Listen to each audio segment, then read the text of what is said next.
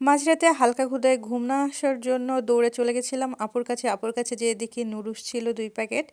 আর আমি ফট করে দোকান থেকে যেয়ে টমেটো, গাজর আর মসলা এনে আপুকে দিয়ে বললাম আমাকে তাড়াতাড়ি নুডলস বানিয়ে দিতে, আমার খুব খেতে মন চাচ্ছে। আর উগান্ডা থেকে একটা উট পাখির ডিম নিয়ে এসে আপুর হাতে ধরিয়ে দিলাম। আসলে ডিমটা আপুর কেনা ডিম। তারপরে আমি আপুকে সব কুচি করে সুন্দর করে রেডি করে দিয়েছিলাম। আপু সেগুলো দিয়েই তেলের মধ্যে দিয়ে যুদ্ধ শুরু করে দিয়েছিল। ওগুলোকে সেদ্ধ করার পালা চলছিল, আসলে ভাজার পালা চলছিল। আর এর মাঝখানে একটা বড় ময়দান করে কড়াইয়ের মধ্যে দিয়ে দিল উগান্ডা থেকে আগত সেই ডিমটা।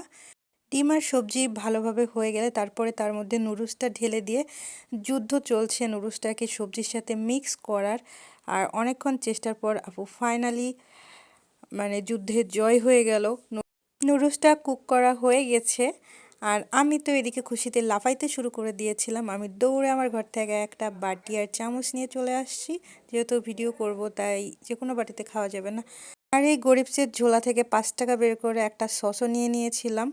আর আপু সস নেয়নি, তো আমি সসটা দিয়ে একটু ঢং করে খাচ্ছিলাম। আর নুডলসটা কিন্তু অনেক টেস্টি হয়েছিল। ফ্লোরে বড় আপু থাকলে মায়ের মতো ট্রিট পাওয়া যায় মাঝে মাঝে।